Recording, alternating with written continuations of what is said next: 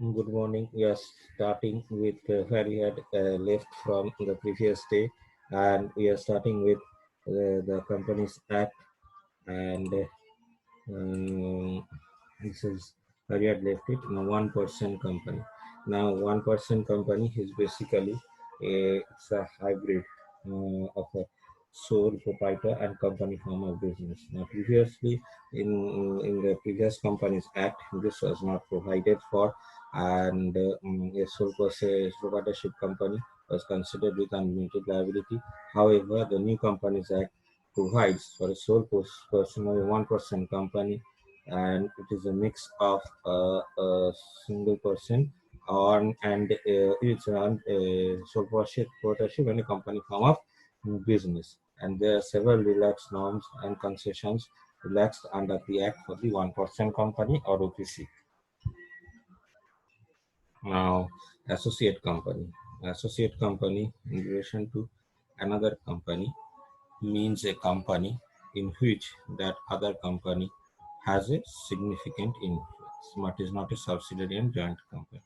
Now, in this case, by significant influence, we mean that the other company owns at least more than 20% or more shares. For example, in Tata Sons Private Limited, there is a legal tussle going on between Cyrus Mistry. Cyrus Mistry was removed as the chairman of Tata Sons Limited. Now they are a very the Mistry family has a very significant influence in Tata Sons, as they enjoy more than 20% of the total share capital in Tata Sons, and we have influence on the business decisions in any agreement. Dormant company. Now, previously the dormant companies were not allowed.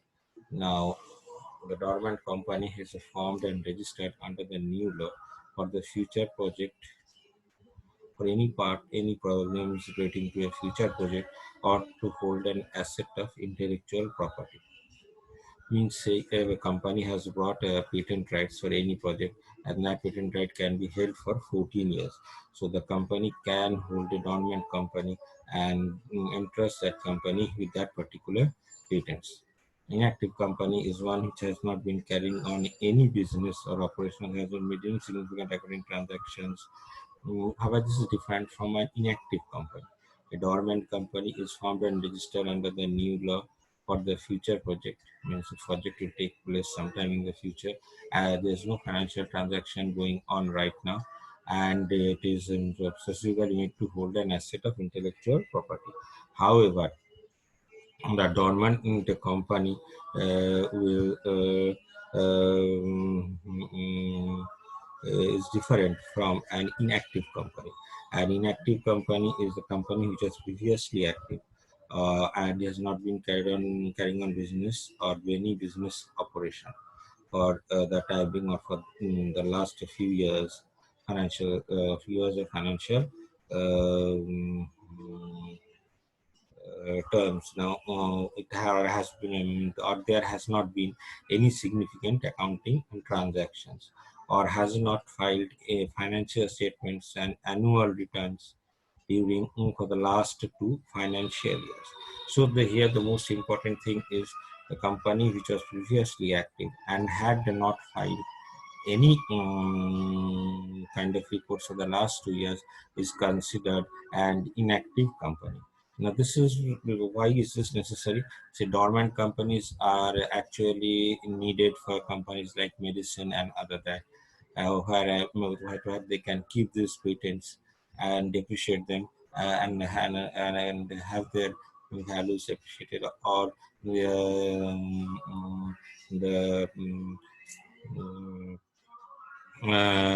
intellectual property rights charges transferred to them,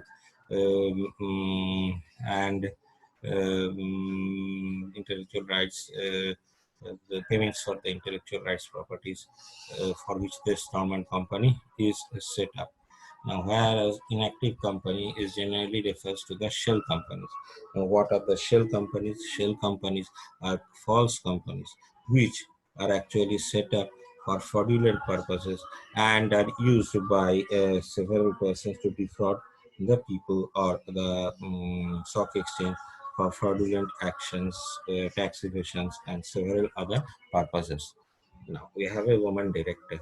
Now listed company means a company which is listed in the stock exchange. It doesn't apply to private limited companies. Every listed company shall appoint at least one woman director, and every other public company having paid up share capital of rupees 100 crores or more, or turnover of rupees 300 crores or more, mm, now as on last date of the latest audited financial shall also appoint at least one director. Now, if the company is a listed company, is listed in the stock exchange, in case of a public limited company, or in every other public limited company, whether that company is listed or not listed, but has a share capital of 100 crores, listed means listed in the stock exchange, or it more of a turnover of rupees 300 crores, sales turnover of rupees 300 crore or more, as on the last date of the latest audited financial statement, shall appoint at least one woman director. However, this portion, however, is a bit vague, and it does not actually say an independent woman director. And this position is actually, in general, in most cases, is saying from Ambani's to Tata's, from and any other places, they're generally occupied by some members of the family. So actually, the point of having an independent woman director is defeated to a very great extent. Now, vigil on whistleblower mechanism. Now, the whistleblower mechanism means a person who there is some say bad thing going inside his company, and he wants to bring that thing out. Previously, there was no cover for such whistleblowers, and that person was on his own should he decide to bring the truth outside, and there could also be punishments for that person. However, vigil whistleblower mechanism now provides a channel to the employees and directors to report to the management concerns about the unethical behavior, actual or suspected fraud, or violations of the codes of conduct or policy. Now, if the management does not respond, then it might be reported to higher authorities, and their security, their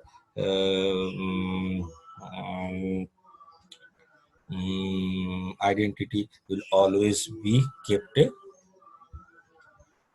secret to the others, and that those people are always provided various kinds of securities. Fast track merger.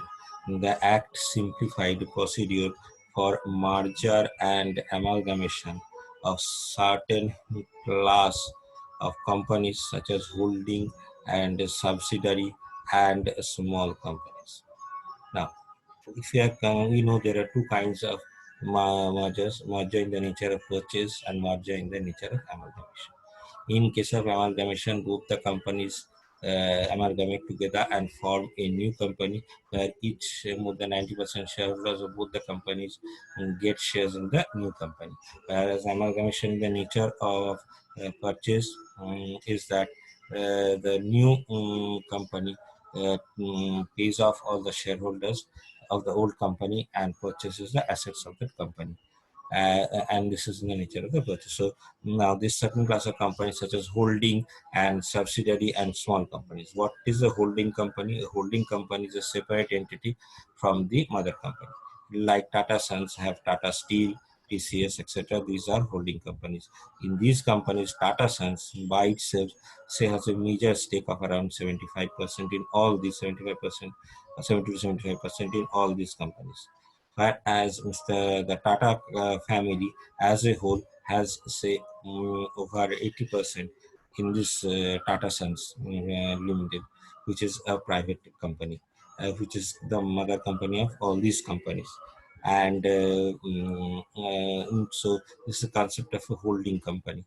Is that company which holds the controlling share of the subsidiary company, and this can be a fully held company, and this can be a partially held company.